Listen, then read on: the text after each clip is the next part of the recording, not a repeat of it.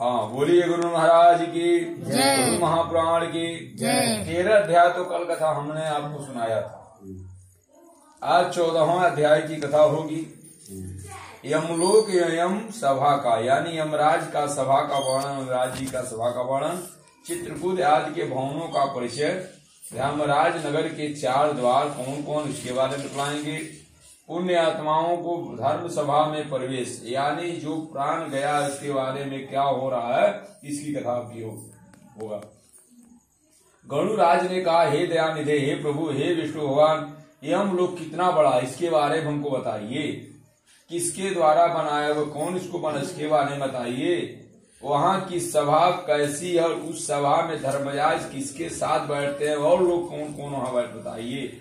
हे दयानिधे, जिन धर्मों का आचरण करने के कारण धार्मिक पुरुष जिन धर्म मार्गों को धर्मराज के भवन में जाते हैं, हाँ, उन धर्मों मार्गों विषय में भी आप मुझे बतलाइए। कैसे कैसे वहां जाते हैं उसके बारे में बताएं। हे गरुड़, धर्मराज जो नगर नाराधित मुनियों के लिए अगम है, उसके विषय में बतलाता हूँ, सुनो। उस दिव्य नगर धर्मनगर को महापुण्य से ही प्राप्त किया जा सकता है। पुण्य किए रहेंगे तभी आपको वहाँ सुनवाई होगा। पुण्य पाप किए कौन सो गुण है, सुनवाई होगा। दक्षिण दिशा और नैत्रिक कोण के मध्य में वह स्वयं का जो नगर है, वह संपूर्ण नगर वज्र का बना हुआ है। नैत्रिक वाले कोण में है, नवराज जी का दरवाजा है, कहाँ पे, इस कोने में, वह ऊपर संसार में वो संपूर्ण नगर वज्र का बना हुआ है। इंद्र का जो वह उस वज्र का बना हुआ है, दिव्य है और असुर देवताओं से अभेद्य है, यानी असुर देवता वहाँ पर भी विद्यमान है। वह पूर्ण चकोर 4 द्वार वाला ऊंची 4 दीवारी में घिरा हुआ है, 4 दीवार है और 1000 योजन प्रमाण वाला कहा गया है।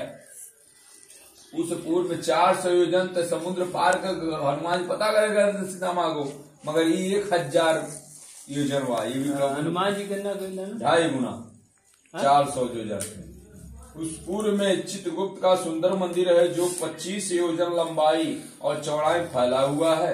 उसकी ऊंचाई 10 योजन है और वह लोहे की अत्यंत दिव्य 4 दीवारी से घिरा है, लोहे से बना हुआ है।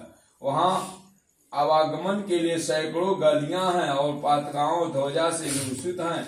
वह विमान समूहों से घिरा हुआ है और गायन वादन से निनादित है, गाना बजाना होता है। चित्र बनाने में निपुण चित्रकारों को द्वारा विचित्र चित्रित तथा देवताओं के शिल्पियों ने उसका निर्माण किया है। वह उद्यानों, बगीचों और उपवनों से रमणीय है। वो नगर के दक्षिण में उसमें कलरव करते रहते हैं, कोयला कुकू बोलती रहती हैं तथा वह चारों ओर से गंधर्वों अप्सराओं से घिरा हुआ है। उस सभा में अपने परम अद्भुत आसन पर स्थित चित्रगुप्त मनुष्यों की आयु की यथावत गणना करते हैं। वे मनुष्यों के पाप और पुण्य का लेखा जोखा विलेख करने में त्रुटि नहीं करते। आपसे गलती होगा, मगर वहाँ गलती होने वाला नहीं है। जिसने जो शुभ अथवा अशुभ कर्म किया, चित्रगुप्त की आज्ञा से उसे उन सब का भोग करना होता है। अगर आप पाप किए रहेंगे, पाप का भोग करेंगे, पुण्य किए तो पुण्य का भोग करेंगे। चित्रगुप्त के घर में पूरब की ओर ज्वर का एक बड़ा विशाल घर है। ज्वर माने बुखार का, बच्चा, बुखार का वहाँ घर है और बुखार का, और उसके घर के दक्षिण में शूल, तलवार, लता और विस्फोटक घर है तथा पश्चिम में कालपास हैं, अजीर्ण तथा आलूची के घर हैं। फलदार वृक्षों युक्त उन उद्यान और फूल युक्त वृक्षों से युक्त वह उपवन कहलाता है। फलों से युक्त फल उन्हीं को मिलेगा खाने के लिए जो अच्छा कर्म किया रहेगा। चित्रगुप्त के घर के उत्तर की ओर राजयोग और पांडु रोग है। पांडु मल पीलिया का रोग भी वहाँ ग्रसित है। ईशान को